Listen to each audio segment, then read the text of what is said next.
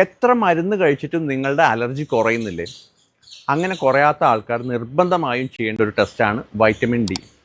Allergy ഉള്ളവർ എന്തുകൊണ്ട് vitamin D test ചെയ്യണമെന്ന് ഞാൻ പറഞ്ഞു തരാം. നമ്മളുടെ ഇമ്മ്യൂൺ സിസ്റ്റം പ്രോപ്പറായിട്ട് വർക്ക് ചെയ്യാൻ വൈറ്റമിൻ ഡി വളരെ അത്യാവശ്യമാണ്. ഇതുകൊണ്ട് തന്നെ വൈറ്റമിൻ ഡി കുറവുള്ള അലർജി ഉള്ള ആൾക്കാരിൽ പലപ്പോഴും മെഡിസിൻസ് എത്ര എടുത്താലും സിംറ്റംസ് പ്രോപ്പറായിട്ട് കുറഞ്ഞു വരുന്നില്ല. ചികിത്സ എടുത്തിട്ടും അലർജിയുടെ സിംറ്റംസ് വീണ്ടും വീണ്ടും വരിക. അതുപോലെ തന്നെ ആസ്മ ഉള്ള ആൾക്കാർക്കും അതിൻ്റെ എപ്പിസോഡ്സിൻ്റെ എണ്ണം കൂടി വരിക. ഇങ്ങനെയൊക്കെ കാണുന്ന സമയത്ത് ഒപ്പം തന്നെ വൈറ്റമിൻ ഡിൻ്റെ ചില സിംറ്റംസ്, വൈറ്റമിൻ ഡി കുറവിൻ്റെ ചില സിംറ്റംസും കണ്ടു കഴിഞ്ഞാൽ നിർബന്ധമായും വൈറ്റമിൻ ഡി ടെസ്റ്റ് ചെയ്യേണ്ടതുണ്ട്. വൈറ്റമിൻ ഡി എത്ര ആയിരിക്കണം ലെവൽ? സാധാരണയായി 30 mg/ml ആണ് സഫീഷ്യൻ്റ് ആയി നമ്മൾ കണക്കാക്കുന്നത്. 30ഓ അതിൻ്റെ മേലേക്കോ നമ്മളത് സഫീഷ്യൻ്റ് ആയി കണക്കാക്കുന്നു. 30ൽ കുറവ്, അതായത് 20ൻ്റെയും 29ൻ്റെയും ഇടയിലുള്ളത് ഇൻസഫീഷ്യൻ്റ് ആയിട്ടാണ് കണക്കാക്കുന്നത്.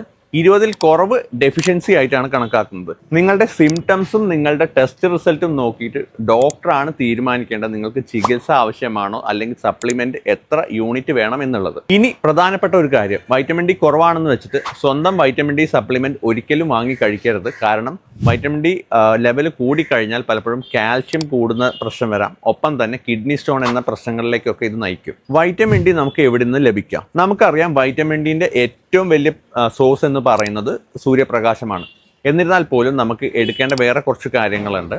ഫാറ്റി ഫിഷ്, അതുപോലെ തന്നെ എഗ് യോക്ക്, പിന്നെ നമുക്ക് കൂട്ടത്തിൽ ഫോർട്ടിഫൈഡ് മിൽക്ക്, ഫോർട്ടിഫൈഡ് ആയിട്ടുള്ള സീരിയൽസ്, ഇതൊക്കെ നമ്മുടെ വൈറ്റമിൻ ഡി കൂട്ടാൻ സഹായിക്കും.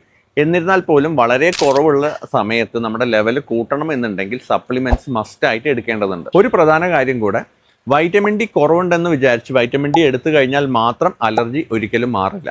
ഇത് കൃത്യമായി ഡയഗ്നോസ് ചെയ്യുകയും ട്രിഗറിങ് ഫാക്ടേഴ്സ് എന്തെന്ന് മനസ്സിലാക്കി പ്രോപ്പറായി അത് മാനേജ് ചെയ്താൽ മാത്രമേ അലർജി നമ്മുടെ ശരീരത്തിൽ നിന്ന് കുറേശ്ശെയായിട്ട് വിട്ടുപോവുകയുള്ളൂ. നിങ്ങളുടെ വൈറ്റമിൻ ഡി ലെവൽ എത്രയാണെന്ന് താഴത്ത് കമൻറ്റ് ചെയ്യുക. അലർജിയെ പറ്റി കൂടുതൽ ഇൻഫർമേഷൻസ് ലഭിക്കാൻ വേണ്ടിയിട്ട് ഈ പേജ് ഒന്ന് ഫോളോ ചെയ്യുക. അലർജിയുള്ള നിങ്ങളുടെ ഫ്രണ്ട്സിന് വേണ്ടിയിട്ട് ഈ വീഡിയോ ഒന്ന് ഷെയർ ചെയ്യുക.